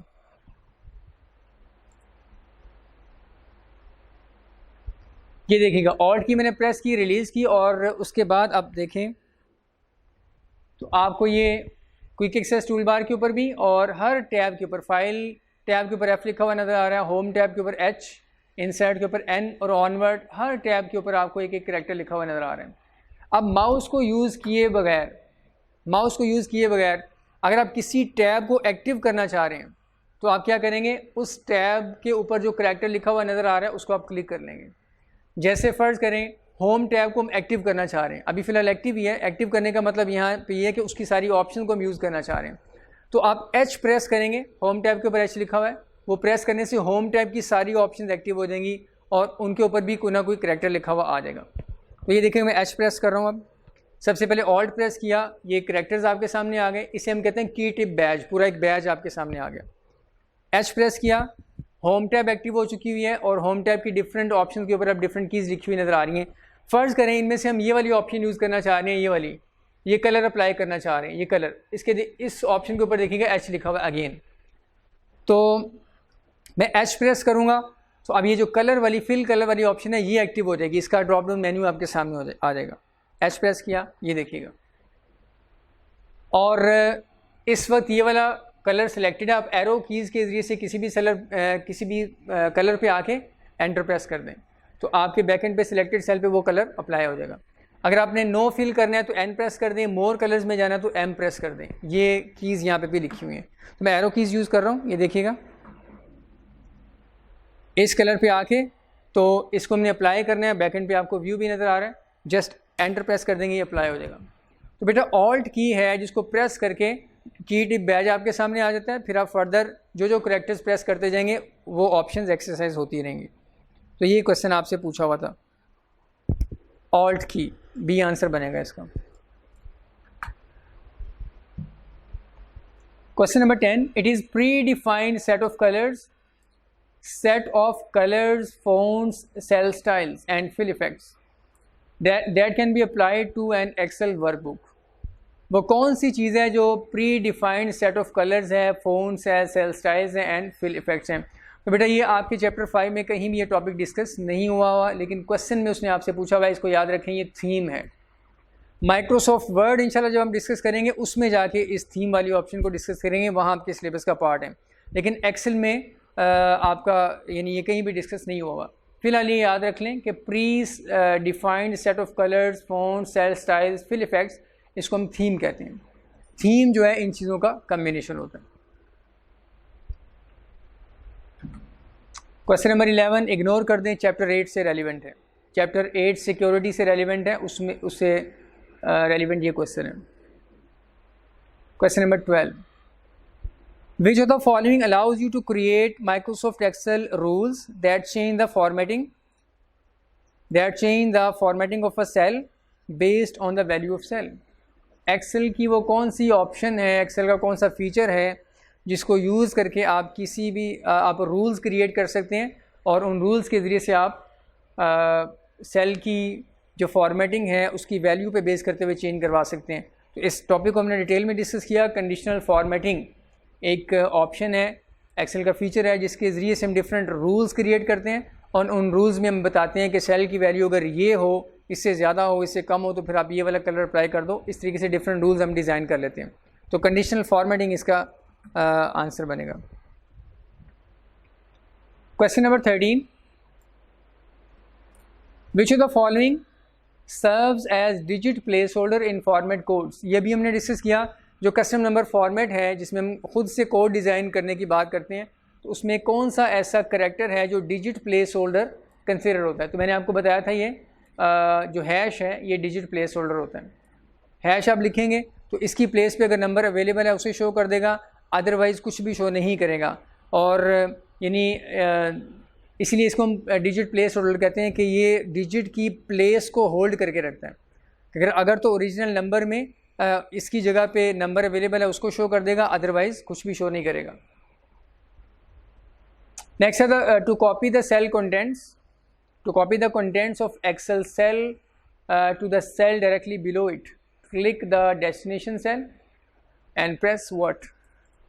एक सेल है, उसके कंटेंट्स को बिल्कुल उससे नीचे वाले सेल पे आप कॉपी करना चाह रहे हैं, तो आप क्या करेंगे? ये असल में फिल डाउन की ऑप्शन है, तो उसके लिए कंट्रोल डी हमने शॉर्टकट की पड़ी हुई है, कंट्रोल डी।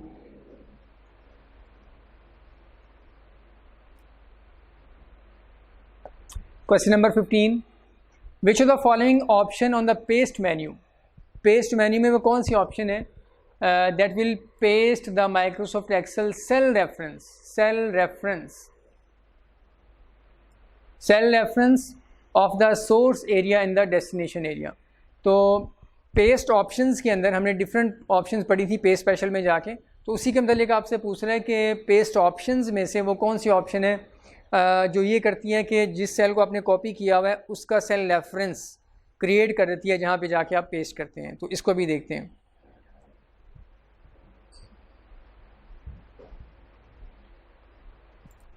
ये देखिएगा, इस सेल में राइज लिखा हुआ है, इसको हम करते हैं कॉपी, राइट क्लिक किया कॉपी, और यहाँ आके मैं पेस्ट कर रहा हूँ राइट क्लिक करके। ये पेस्ट ऑप्शंस, ये देखिएगा पेस्ट ऑप्शंस यहाँ पे आपको नज़र आ रही हैं डिफरेंट। पेस्ट ऑप्शंस ये वाली वही ऑप्शन है जो हमने पेस्ट स्पेशल के मेन्यू में डिस्कस किए हैं।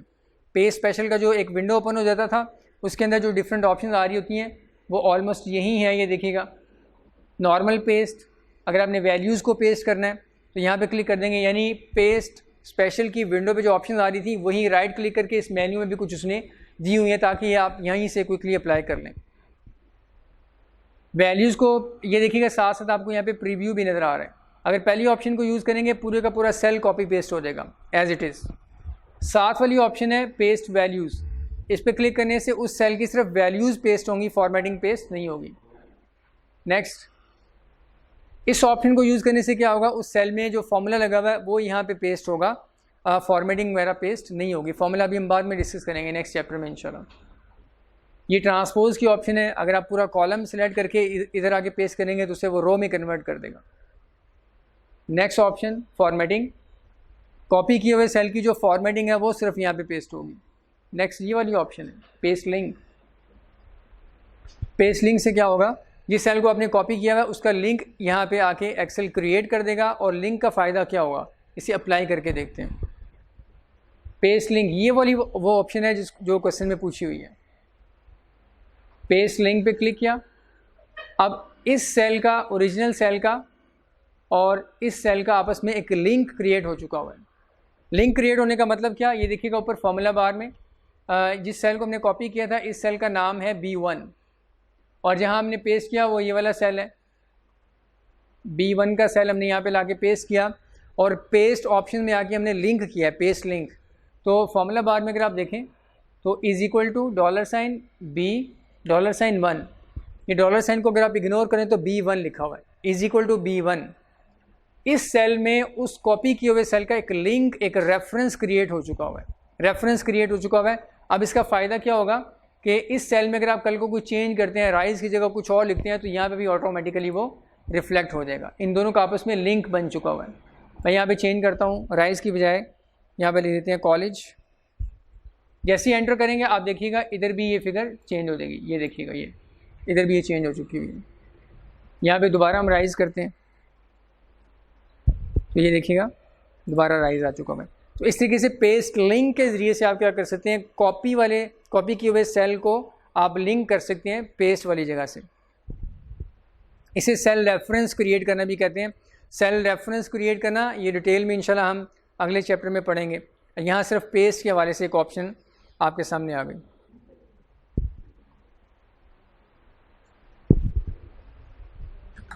Next question, in Microsoft Excel, if the number format of a cell has been customized to this format and this number is entered in the cell, it will be displayed as।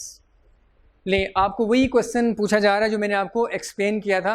आपको कह रहा है कि अगर इस number के ऊपर ये वाला फॉर्मेट अप्लाई करें तो उसकी अपीयरेंस कैसे हो जाएगी। ये जो मैंने आपके सामने एग्जांपल दी, एक नंबर बताएगा, साथ आपको कोड बता देगा और नीचे 4 ऑप्शन होंगी।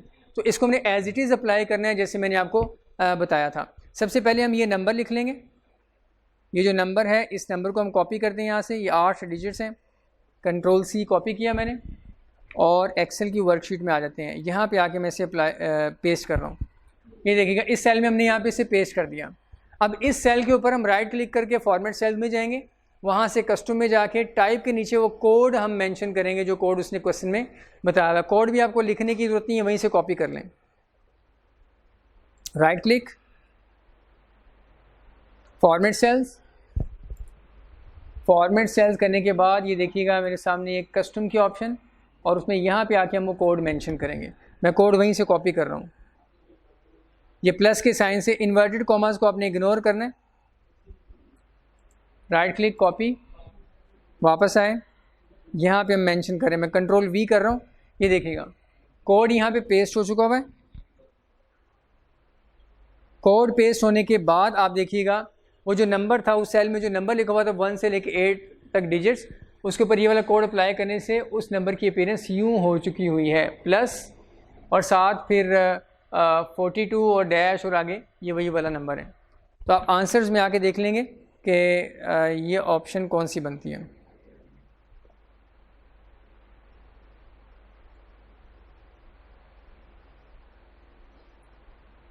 ये देखिएगा ये आंसर बनेगा डी आंसर। ये वाला कोड अप्लाई करके हमने सैम्पल में देखा तो ये वाला रिजल्ट आपके सामने नज़र आ रहा है। ये वाला आंसर बनेगा। इसे आप खुद परफॉर्म करके इवैल्यूएट कीजिएगा। Question number 17, to create an exact copy of Microsoft Excel formula without replication, hold down the following key while dragging the fill handle। तो आपने किसी भी सेल के अंदर फॉर्मूला लिखा हुआ है, आप उस के फिल हैंडल को, वो जो राइट लोअर कॉर्नर पे छोटा सा बॉक्स होता है, उसे आप ड्रैग करेंगे, नीचे ला के छोड़ेंगे, तो नीचे उसको ड्रैग करने से पहले आप कौन सी की प्रेस करें कि उसके अंदर लिखा हुआ फॉर्मूला एज इट इज़ नीचे कॉपी हो जाए। तो इसको अप्लाई करते हैं, सेल में आ गए। यहाँ पे सेल में फ़र्ज करने मैंने लिखा हुआ है is equal to 100 plus 5। Copy करते हैं इसे। कॉपी करने से पहले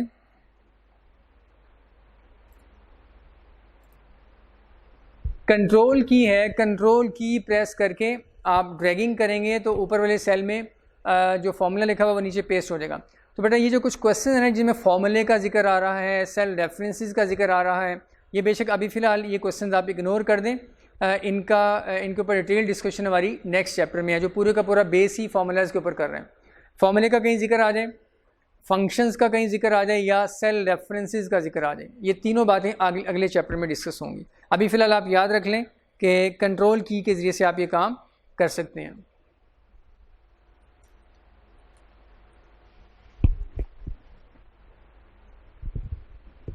next question number 18 with Microsoft Excel workbook sharing. Sharing भी आपका नेक्स्ट चैप्टर है। गलती से आई के अपने यहाँ पे इस क्वेश्चन को इस चैप्टर में शो करवा दिया। ये आपका चैप्टर नंबर 8 है, उससे रेलिवेंट ये क्वेश्चन है, इसको इग्नोर कर दें। 19 what will be the result of today function of Microsoft Excel. तो एज इट इज़ आप इस फंक्शन को ऐसे कॉपी करें और किसी भी सेल में अप्लाई करके उसका रिजल्ट देख लें कि डेट का फॉर्मेट किस तरीके से शो कर रहा है। ये वाला फार्मूला ये फंक्शन है, और अभी मैंने जैसे बताया फार्मूला, फंक्शन, सेल रेफरेंस, ये सारी चीज़ें हमने डिटेल में इंशाल्लाह नेक्स्ट चैप्टर में डिस्कस करनी है। ये टुडे का फंक्शन क्या करता है, करंट डेट को शो करने के लिए इस्तेमाल होता है। ये डिटेल के साथ इसके ऊपर डिस्कशन मौजूद है नेक्स्ट चैप्टर में। आंसर देखने के लिए इसे हम कॉपी कर लेते हैं ऐसे, और सेल में आके किसी भी सेल में आप डबल क्लिक करें, इसे पेस्ट कर दें यूँ, और उसके बाद एंटर करें। तो ये डेट देखिएगा, पहले महीना आएगा, फिर डेट आएगी, फिर उसके बाद साल आएगा। यानी एक्सेल में डेट को एंटर करने का जो डिफ़ॉल्ट फॉर्मेट है उसी फॉर्मेट में ये फार्मूला रिज़ल्ट शो कर देगा। तो आप देखिएगा इसका आंसर क्या बनता है। इसका आंसर ये बनेगा सी।